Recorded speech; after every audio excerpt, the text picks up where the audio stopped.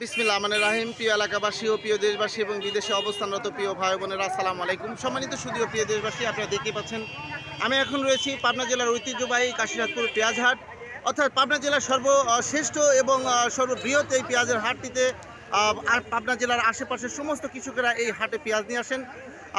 দেখতে পাচ্ছেন যে আমার সামনে যে নতুন হালি পেঁয়াজ অলরেডি কৃষকের ঘরে উঠেছে। আমার সামনে দুজন কৃষক রয়েছেন।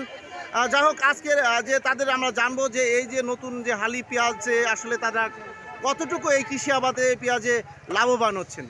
কৃষি আবাদ আমার একবারে বাঁশ, টাকা পয়সা মানে দাম নাই।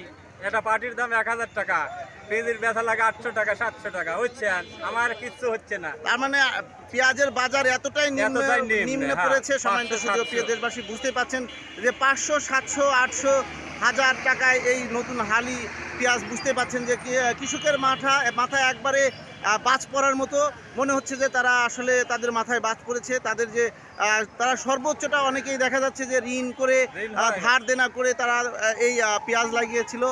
দেখতে পাচ্ছেন আসলে এই পেঁয়াজ, কিন্তু তারা কোনো মতেই তারা সাকসেসফুল হতে পারছে না।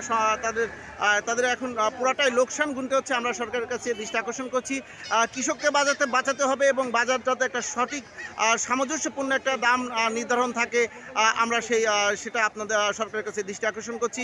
সম্মানিত সুধীয় প্রিয় দেশবাসী, আমি আপনাদের মাঝে আবারও ফিরে আসবো ইনশাল্লাহ। আসসালামু আলাইকুম।